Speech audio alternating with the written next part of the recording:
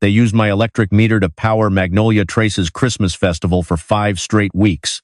I found out on the coldest night of December, when every light on their grand entrance gate was glowing bright enough to be seen from half a mile away, and my power bill arrived for $1. 864. 27. The month before, my bill had been $213. I stood in my kitchen with that envelope open in one hand and a flashlight in the other, staring out through the window at a display I had never agreed to pay for. The entrance to Magnolia Trace sat directly across from my house. It had 2 brick columns, a decorative metal arch, a landscaped island, and one enormous sign with the neighborhood name carved into faux limestone. Every Christmas, the HOA decorated it with strings of warm white lights, oversized ornaments, plastic reindeer, and a 12-foot illuminated star that looked more like a casino sign than a holiday decoration. I never cared much about it. I figured people could decorate their neighborhood however they wanted, as long as they did not ask me to climb a ladder or donate money. But that December, Dana Holloway had decided Magnolia Trace needed more than a decorated entrance. She wanted an event. She called it the Winter Lights Festival. There would be a giant tree lighting ceremony, food trucks, a local cover band, a Santa photo booth, a charity toy drive, and a community countdown every Friday night until Christmas. The HOA newsletter said the festival would make Magnolia Trace the most welcoming holiday destination in Brazoria County. The newsletter did not mention that the electricity was coming from my house. My name is Raymond Cole. I am 61 years old, retired from 29 years as an electrical maintenance supervisor at a refinery in Texas City. And I have lived in the yellow brick house on Parkview Road for 19 years. I know what electricity looks like when it is being used properly. I also know what it looks like when somebody is trying to hide it. The first sign was my meter. 2 days before the bill arrived, I had been outside replacing a loose gutter bracket when I noticed the digital meter on the side of my house was cycling faster than usual. It was almost 9 in the morning. My air conditioning was off. My wife, Linda, was visiting her sister in Houston. The refrigerator was running. The freezer was running, and I had one lamp on in the living room. That was it, but the meter kept moving. Not wildly, not like a furnace had kicked on, just steadily enough to bother me. I walked through the house and unplugged the few things that could pull a larger load. The coffee maker, the garage refrigerator, the battery charger on my workbench. Then I went back outside. The meter still moved. At first I thought maybe I had a failing appliance or a short somewhere in the walls. Old houses can surprise you. I called an electrician I knew from my refinery days, a man named Carl Mendoza, and asked if he could come by when he had time. Carl said he could make it on Saturday morning. Then the bill came on Thursday. I did not tell Linda right away. I knew exactly what she would say. Ray, something is wrong. Call the power company. And she would have been right. But before I called anybody, I wanted to understand what I was looking at. I went outside after dark and stood by the side of my house. The winter air was cool enough that I could smell wood smoke from somewhere down the road, across from me. Magnolia Trace's entrance was glowing like a movie set. The brick columns were outlined in lights. The metal arch was wrapped in garland. A row of white-lit trees led toward the clubhouse parking lot. Then I noticed something I had never seen before. A thick black extension cable ran from the backside of the HOA entrance landscaping, disappeared beneath the grass, crossed under the shallow drainage ditch, and came up beside the utility pedestal on the corner of my property. I walked closer. The cable was partially buried under fresh mulch. Someone had tried to cover it with pine straw and decorative stones. If you were standing on the road, you would never notice it. But I had spent most of my adult life looking for things that did not belong in electrical systems. I followed the line to the side of my house. It ran behind a shrub, across the foundation, and into a gray junction box mounted below my meter. The junction box had not been there the last time I cleaned the siding. I knew that because I paint-marked my exterior panel screws. It is an old habit. At the refinery, you learn that if somebody touches a panel, you want to know when and how? One of the screws had a fresh scrape through the paint. Somebody had opened it. I did not touch anything. That part matters. If you find wiring that does not belong on your property, the worst thing you can do is start cutting cables in the dark. You might damage equipment, get hurt, or destroy the evidence you need later. So I took photographs. Close photographs of the junction box, photographs of the cable, photographs of the mulch covering it. Then I stepped back and took a wide photo showing exactly where the cable ran from the HOA entrance to my house. The next morning, I called Centerpoint Energy. The customer service representative listened patiently while I explained that I believed there might be an unauthorized connection to my meter. She asked whether I had noticed sparks, smoke, or an outage. I said no. She asked whether I could safely see a wire entering my service equipment. I said yes. Her voice changed. She told me not to touch the box, not to approach the cable, and not to allow anyone else to alter it. She said a field technician would be sent out within 24 hours because the issue involved possible meter tampering and an electrical safety concern. I thanked her. Then I called Carl. He came by that afternoon in his work truck. I showed him the cable from a distance. He did not touch it either. Carl crouched near the shrub and looked along the cable path. That line isn't rated for permanent outdoor use, he said. I figured it's not even properly protected where it crosses the ditch. What does that mean? It means somebody wanted it hidden. Not safe. I looked across the road at the entrance sign. The lights were off in daylight, but the wires were still there. The giant star sat above the arch. White plastic snowflakes hung from the columns. 2 wooden cutouts of reindeer stood beside the sign. Carl followed my eyes. You know who put this up? Magnolia Trace HOA. He gave a short laugh without humor. Then you're about to have yourself a very educational December. I had not called Dana yet. I wanted proof first. I had learned that lesson years ago, when a contractor at the refinery blamed a control room operator for a wiring failure. The operator knew he had not touched the panel. But knowing something and proving it are not the same thing. Still, Dana saved me the trouble of deciding when to speak to her. She came to my door that evening. She was wearing a red wool coat and carrying a folder with the Magnolia Trace logo stamped in gold on the front. Behind her, 2 volunteers were hanging more lights near the entrance. Raymond, she said brightly, I hope I'm not catching you at a bad time. You are. Her smile did not move. I wanted to personally invite you and Linda to our tree lighting tomorrow night. We're trying to make this a real community event. I noticed. Her eyes narrowed slightly. Is something wrong? I stepped outside and closed the door behind me. There's a cable running from your entrance display to my meter. Dana blinked once. I'm sorry. You heard me. I don't know anything about that. It enters a junction box under my meter. The box has been opened. My power bill is almost $1,900. She gave a small, frustrated sigh. Raymond, that sounds impossible. It isn't. Maybe you have a problem with your home wiring. Maybe. That's why I called the utility company. That got her attention. The utility company. Yes. Her face tightened, then relaxed again. I'm sure this is some kind of misunderstanding. Our holiday vendor handles the lighting. The HOA would never intentionally use a resident's power. Then you should probably call your vendor. She looked toward the entrance sign, then back at me. Please don't make accusations before we know what happened. I haven't made an accusation. I told you what I found. People have worked very hard on this event, she said. It benefits local families. We're collecting toys for children. That doesn't make the wire disappear. She held the folder tighter against her side. Let's not turn a holiday celebration into a conflict. I looked at the cable disappearing beneath the mulch. You already did that when somebody crossed the road and opened my electrical box. Dana's voice went cold.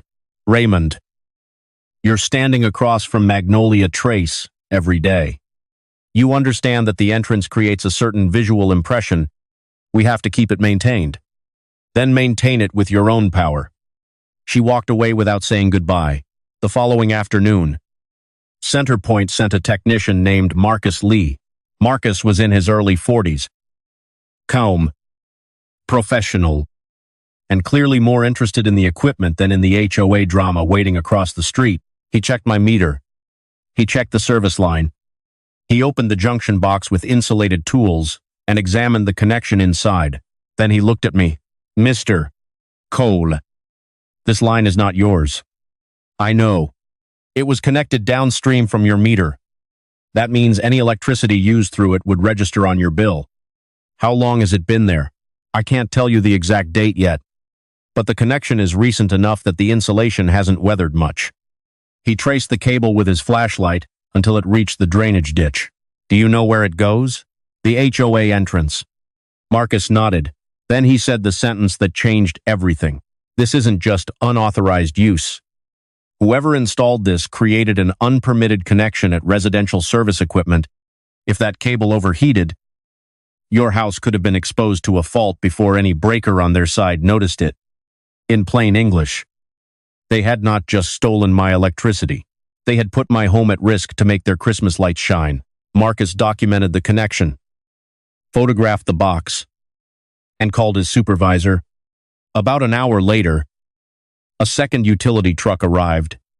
They shut off power to the illegal line, sealed my junction box, and placed a notice on the HOA side cable warning that it could not be reconnected. By sunset, Magnolia Trace's grand entrance was dark. The white lights were off. The giant star was off. The glowing reindeer were off. And right before the scheduled tree lighting ceremony, Dana Holloway stood across the road in front of a crowd of residents with nothing but a dark arch behind her. That should have been the end of it. But then she told everyone the blackout was my fault. I did not hear Dana blame me directly at first. I was inside my house, sitting at the kitchen table with the utility paperwork spread in front of me. Marcus had left about 40 minutes earlier. The illegal connection was disconnected. My junction box was sealed, and the power meter had finally slowed to the normal pace I expected. Then my phone started vibrating. The first message came from a number I did not recognize. "Why would you shut down the Christmas lights for the whole neighborhood?" The second came from a woman named Melissa, who lived 3 streets into Magnolia Trace. "Dana said you refused to cooperate with the festival. I thought you were better than that." Then a third message arrived from a neighbor named Roger, who had been decent to me for years. "Ray, what happened? Folks are saying you caused the tree lighting to get canceled." I looked through the window. Across the road, the HOA entrance was dark except for the headlights of parked cars and the glow of phone screens. A crowd had gathered near the arch. Children in red coats stood beside their parents. Somebody had turned on a portable speaker, but without the lights. The whole event looked less like a festival and more like a group of people waiting for a storm to pass. I put on my jacket and walked outside. Dana was standing near the entrance with a microphone in her hand. A food truck generator hummed behind her. Her face looked strained, but her voice carried clearly through the speaker. Unfortunately, she was saying, "A private resident has raised concerns about the electrical setup. We respect everyone's rights, of course, but the result is that we cannot safely operate the lights tonight." There were murmurs in the crowd. Dana continued, "We had hoped the community could come together in the spirit of the season, but sometimes individual decisions make that difficult." She did not say my name. She did not have to. Several people turned and looked toward my house. For a moment, I considered walking over and telling the crowd exactly what had happened. I could have held up the utility notice. I could have explained that somebody had opened my electrical box and connected a hidden cable behind my meter. But a crowd does not always want facts. Sometimes it wants a simple villain, and Dana had already given them one, so I stayed where I was. I watched her finish the announcement. I watched children climb back into their parents' cars. I watched the food trucks turn on their interior lights and try to sell hot chocolate to people who were no longer in a holiday mood. Then I went back inside, made a copy of every document Marcus had left, and wrote one email. I sent it to the Magnolia Trace Board, the HOA's property management company, the lighting vendor listed on their event flyer, and Dana Holloway. The subject line said unauthorized electrical connection to private residential service. The email was short. I explained that Centerpoint had documented an unauthorized electrical connection from my meter to the HOA entrance display. I stated that the utility had disconnected the line because it was unpermitted and unsafe. I attached photographs of the cable, the open junction box, and the official notice. Then I wrote one final sentence. Any statement suggesting that I voluntarily caused this outage is false. I sent it at 8:47 that night. Dana replied at 9:16. Raymond, the board is reviewing the matter. We ask that you not circulate incomplete information that could create unnecessary concern among residents. I read it twice. Then I forwarded it to Carl. Carl called me 5 minutes later. You want my advice, he asked. I already know what it is. Get a lawyer. I don't want to sue anybody. Maybe you won't have to. But somebody connected unapproved wiring to your service equipment. That is not a neighborly disagreement over holiday lights. It is a serious safety issue. I knew he was right. The next morning, I called a local attorney named Suzanne Caldwell. She handled property disputes, contractor conflicts, and utility-related claims. I told her I was not looking to start a war. I only wanted to make sure the situation did not get buried under HOA language. She asked me 3 questions. Did I authorize the connection? No. Did I have written proof that the HOA had been warned? Not before the utility visit. But I had the email afterward and the utility report. Did I have proof that the connection caused the unusual electricity use? The meter data would show it, Suzanne said. Then do not argue with Dana. Do not answer social media posts. Let the documents speak. That was easier said than done. By lunchtime, Magnolia Trace's private Facebook group had turned into a courtroom run by people who had not seen one photograph. Someone wrote that I was anti-community. Someone else said I had probably shut down the lights because I did not like noise. One woman posted that the festival raised donations for children, which was true, as if that made it acceptable to run an electrical cable through my yard and into my meter. Then Dana posted a message. It said the HOA had been surprised by a resident's concerns regarding a temporary power source. It said the board had acted in good faith. It said the display contractor had assured them the power arrangement was appropriate. That was the first time I saw her try to move the blame, not deny it. Move it. The contractor's name was Brightline Seasonal Displays. I looked them up. They were based in Pearland and had good reviews. They decorated shopping centers, restaurants, and private neighborhoods across the Houston area.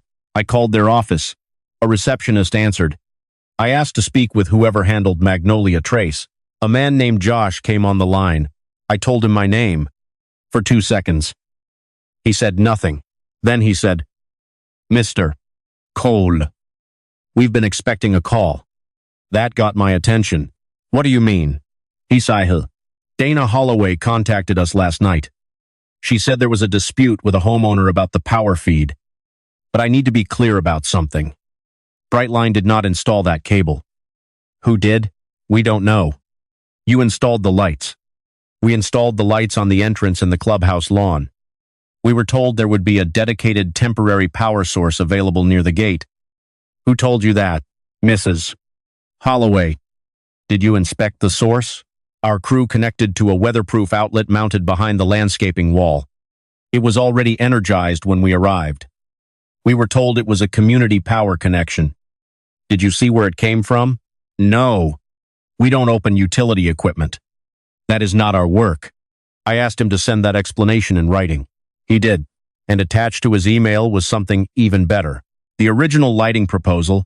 The proposal listed an optional line item for temporary generator rental and cable management at $6. It had been crossed out. Next to it, in handwritten blue ink, someone had written power available on site D. Dana had saved the HOA nearly $7,000 by deciding my meter was available on site. I sent the proposal to Suzanne. Her reply came back almost immediately. Do not contact Dana. We now have a clearer timeline. That afternoon, Centerpoint called me again. Marcus told me their meter data showed an unusual overnight load beginning on November 4, almost exactly 5 weeks before the tree lighting ceremony. The pattern matched the nightly schedule for the entrance lights, sound equipment tests, and the early setup of the festival. The estimated unauthorized use was 940 kilowatt hours. That amount of electricity did not happen by accident. It happened because somebody had plugged a small event into my house. The utility adjusted part of the bill while the investigation was open, but they did not erase it. They told me the charges would remain under review until responsibility was established. I had to pay my normal amount to prevent any problem with my account. That bothered me more than I expected. I had done nothing wrong. Yet I was the one getting notices, making phone calls, saving receipts, and explaining why my own meter had been tampered with. Dana, meanwhile, was still trying to reopen the festival. On the Monday after the blackout, she sent out a new email to Magnolia Trace residents. The board had arranged for a portable generator. The tree lighting ceremony would be rescheduled. The email asked residents to focus on the positive rather than dwelling on technical misunderstandings. Technical misunderstandings. That was what she called a hidden cable attached to my meter. The rescheduled event took place the following Friday. The HOA rented a generator after all. It sat behind the entrance sign inside a chain-link safety enclosure, humming loudly enough that everyone passing by could hear it. The lights came back on. The giant star glowed. The reindeer glowed. The arch glowed, but something had changed. The generator made the truth visible. Every resident who drove past could see that the HOA had always had another option. They just had not wanted to pay for it. 3 days later, Suzanne sent Magnolia Trace a formal preservation letter. It required the HOA to preserve all board emails, invoices, vendor communications, event budgets, minute, approval records, and payment records related to the holiday display and festival. She also demanded records showing who authorized work near my meter. The board had 10 business days to respond. On the 9th day, their lawyer sent a letter. It said the HOA was conducting an internal investigation. It denied that Dana had personally instructed anyone to connect power to my home. It claimed the board had reasonably relied on vendors and volunteers. Then, at the bottom of the letter, there was one sentence that made me sit up. Magnolia Trace Homeowners Association has identified a volunteer who may have acted outside the scope of board authorization. A volunteer. They had found someone to blame, but I had seen the handwritten note on Brightline's proposal, power available on site D. H. And I had one more thing Dana did not know about. My security camera had caught her standing beside the open junction box 6 days before the lights first came on. She was not alone. A man in a Magnolia Trace maintenance shirt was kneeling by the panel, and Dana was holding a flashlight. I watched that security footage more times than I care to admit. The camera was mounted above my garage door, angled toward the side yard and the street. It was not meant to monitor the utility panel. It was meant to catch package thieves and teenagers cutting across the lawn.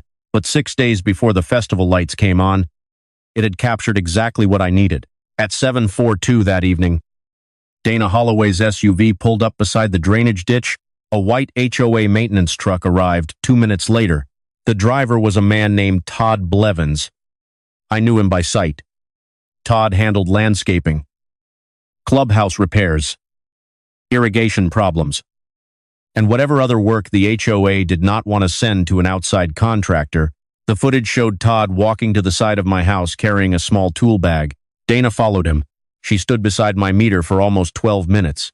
At one point, she leaned down and held a flashlight while Todd opened the junction box. Neither of them looked toward the camera. They probably assumed nobody had a reason to film the side of their own house on an ordinary November evening. Suzanne watched the video in her office without saying a word. When it ended, she folded her hands on the desk. Do you have the original file? Yes. Do you have cloud backup? Yes. Good.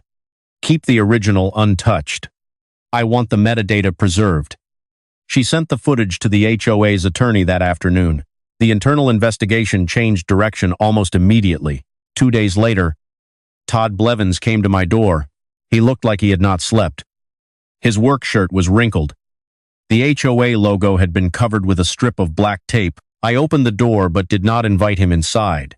Mr. Cole, he said, I need to tell you something. I already know some of it. He nodded. I didn't know it would turn into all this. What did you think it was going to turn into? He looked down at the ground. Dana told me the power was approved. She said the meter was on the edge of the HOA service area and that the property owner had agreed to help with the Christmas display. That property owner was me. I know that now. You knew whose house it was. Yes. Sir. Then why didn't you ask me? Todd closed his eyes for a second. Because she said it was handled. And because I work for the HOA, I thought if Dana told me the board had permission, then they had permission. That was probably true. Todd was not an electrical contractor. He was not trained to modify utility equipment. He was a maintenance worker who had been told to solve a problem cheaply and quietly, but he still opened my panel. He still connected the line, and he still covered it with mulch afterward. I asked him one question. Did Dana tell you to hide the cable? He hesitated. Then he said, she said she didn't want residents asking questions before the festival announcement. That was enough. Todd had brought a written statement with him. Suzanne had not asked him to do it. The HOA had not asked him to do it either. He told me he had spoken to a lawyer after being placed on unpaid leave and realized the board was preparing to call him a rogue volunteer. So he wrote down what happened. Dana told him the HOA had access to available power near the entrance. Dana said the generator line item was too expensive. Dana said the utility panel was part of a shared service area. Dana told him to run the cable underground so it would not create a trip hazard or invite unnecessary questions. Todd attached copies of text messages from Dana's phone. One of them said, "Need this done before Brightline arrives. Use the panel by Raymond's place. We have authority. Don't make it obvious." Another said, "No generator. The board won't approve that number." There was no more historical access language after that. No more technical misunderstanding. No more blaming an unnamed volunteer. The HOA's attorney requested a second mediation session. This time, Dana did not attend. Her attorney said she had retained separate counsel. The HOA board came with a new president, a retired school principal named Marlene Foster. Marlene had only been in the role for 8 days. She looked exhausted, embarrassed, and more angry at Dana than she was at me. She started the meeting by saying, "Mr. Cole, I want to apologize without qualification." That was the first honest sentence I had heard from Magnolia Trace since the wire was discovered. She apologized for the unauthorized connection. She apologized for the false statements made to residents. She apologized for the delay. She apologized for allowing Dana to treat my property as if it were an HOA utility closet. Then she handed Suzanne a folder. Inside were the board minutes. The minutes showed that Dana had presented the Winter Lights Festival budget in October. The board had approved decorations, music, food truck permits, security, and advertising, but there was no approved generator expense. There was no vote authorizing a connection to my house. There was no record of any agreement with me. Dana had simply removed the cost from the budget, told Todd she had authority, and hoped nobody would notice the bill until the festival was already underway. The financial damage was not just the electricity. Centerpoint calculated the unauthorized use at 8,940 kilowatt hours. The adjusted utility cost was $1. 651.82. The company also billed for the meter inspection, emergency service call, and safety review. The junction box needed to be replaced because it had been opened and modified without authorization. Carl estimated the repair and inspection cost at $4. But the larger issue was the risk. An electrical engineer hired by the HOA's insurer inspected the setup. His report concluded that the cable had been improperly routed, inadequately protected, and connected in a way that could have created overheating and fault hazards near my home. Suzanne explained it plainly. They used your house as the weak link in their event infrastructure. The insurer did not like that, especially after Todd's statement and Dana's text messages showed the connection had been planned to avoid paying for a generator. The HOA's general liability carrier agreed to cover the electrical damage, the utility charges, the legal expenses, and the cost of an independent safety inspection. Magnolia Trace itself paid the remainder. The final settlement was $46. Babe, that included the utility charges, repairs, expert review, legal costs, and damages for the unauthorized use of my property and electrical service. It also required several things Dana had spent weeks trying to avoid. The HOA had to send a written correction to every resident who received the original festival email. The correction stated that I did not shut down the lights voluntarily, did not refuse a lawful request, and did not cause the power outage. The HOA had to adopt a policy requiring licensed contractors for any electrical work, with written approval from the actual property owner before work could be done outside the HOA boundary. And Dana Holloway had to resign from the board permanently. She did. Keith moved their interior design business out of Magnolia Trace 3 months later. I heard they sold their home the following spring. I did not celebrate it. I did not need to. I had never wanted Dana's house. I had never wanted to embarrass her in front of her neighbors. I wanted my meter left alone. That was all. The next Christmas, Magnolia Trace decorated the entrance again. This time, they rented a quiet, enclosed generator for the first week, then installed a proper permitted service connection to the HOA's own common area panel before the tree lighting event. The lights looked exactly the same. The star still glowed over the entrance. The reindeer still stood beside the sign. Families still took pictures under the arch. The only difference was that when I opened my power bill in January, it was $227. Chelou. Normal. Linda put the envelope on the counter and smiled at me. You planning to frame that one? Thought about it. Across the road, the HOA entrance was bright again. I watched that security footage more times than I care to admit. The camera was mounted beneath the corner of my garage roof, aimed toward the driveway and the side yard. I had installed it years earlier after somebody stole a generator from a house 2 streets over. It was not pointed directly at the meter, but it captured enough of the area to show the gray junction box and the path beside the shrubs. The date stamp was October 29. At 6:43 inches the evening, Dana's SUV pulled up near the road. At chasse patruzech, she chasse. A white maintenance pickup from Magnolia Trace backed into the narrow space beside my house. At chasse patruzech she opt. A man in a dark work shirt stepped out carrying a tool bag. At chasse chinchizech. Dana walked over with a flashlight. The camera did not record sound. It did not need to. The man opened the junction box. Dana stood close enough to hold the light directly over his hands. At chapte tre. He left the frame carrying the tool bag. Dana stayed behind for another minute, looked toward the HOA entrance, and then got in her SUV. 6 days later, the unusual electrical load began on my meter. I saved the original file in 3 places. Then I sent it to Suzanne. She called me before I had finished my first cup of coffee.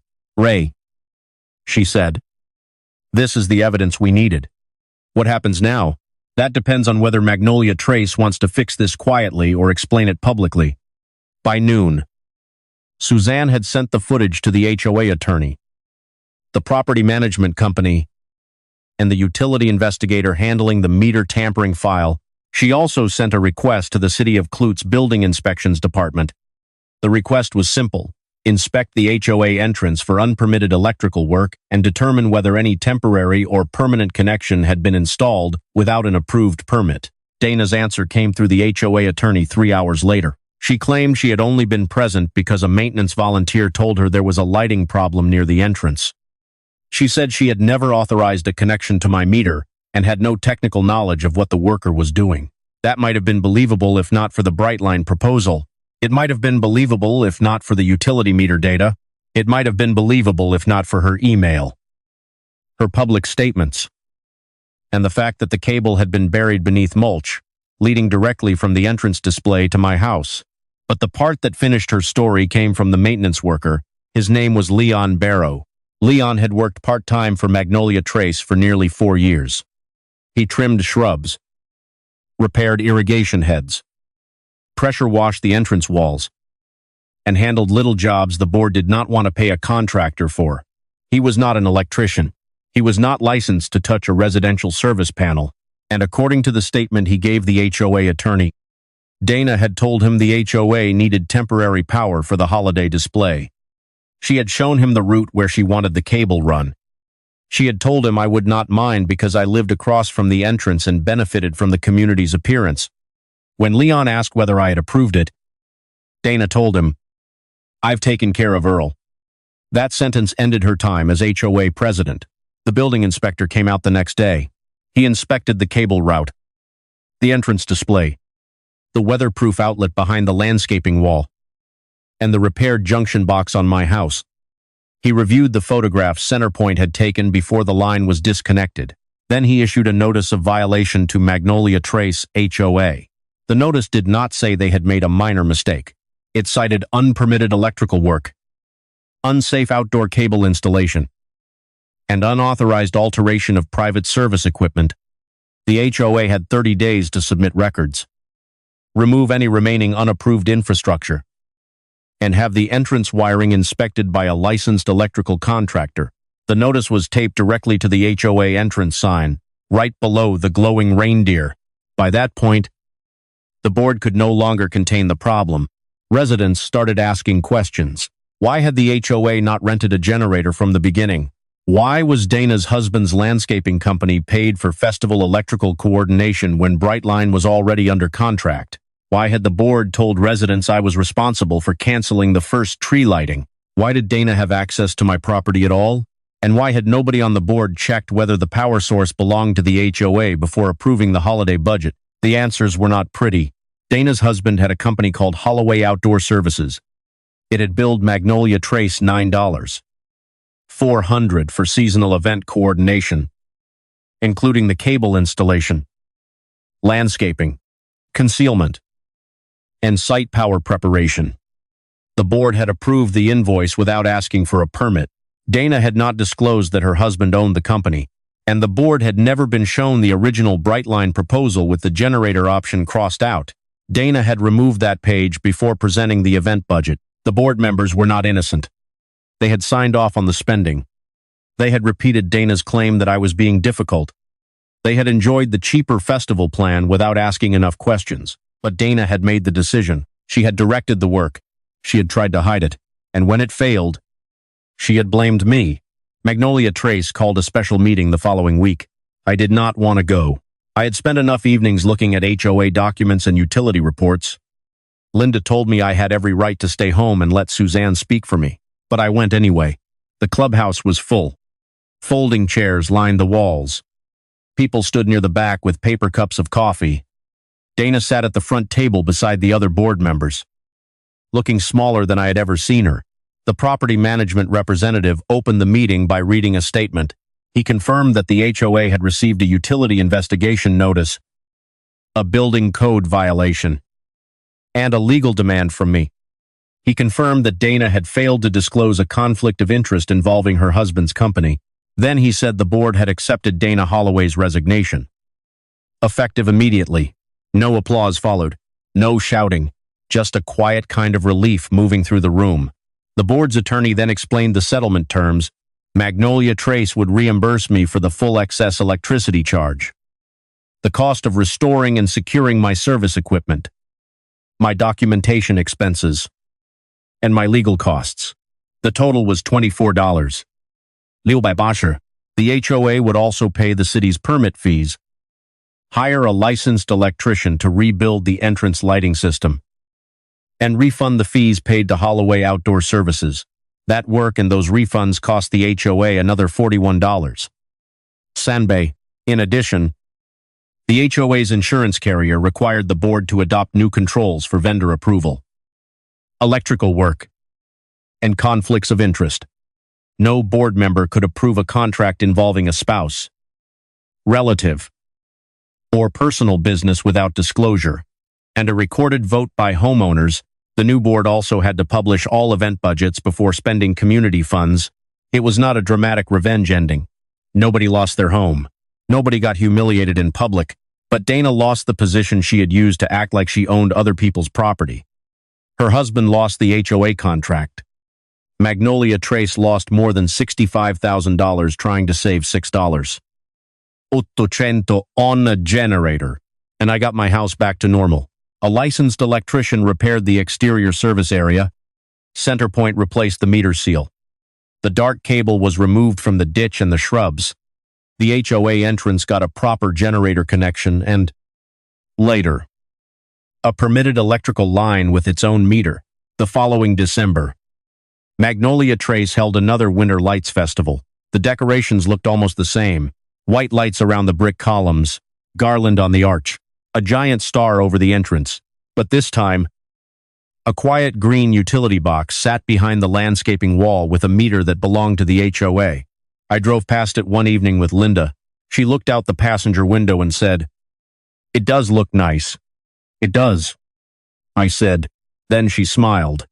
"Better when they pay for it themselves." I laughed. The truth is, I never hated the lights. I hated being told that my rights were less important than somebody else's presentation.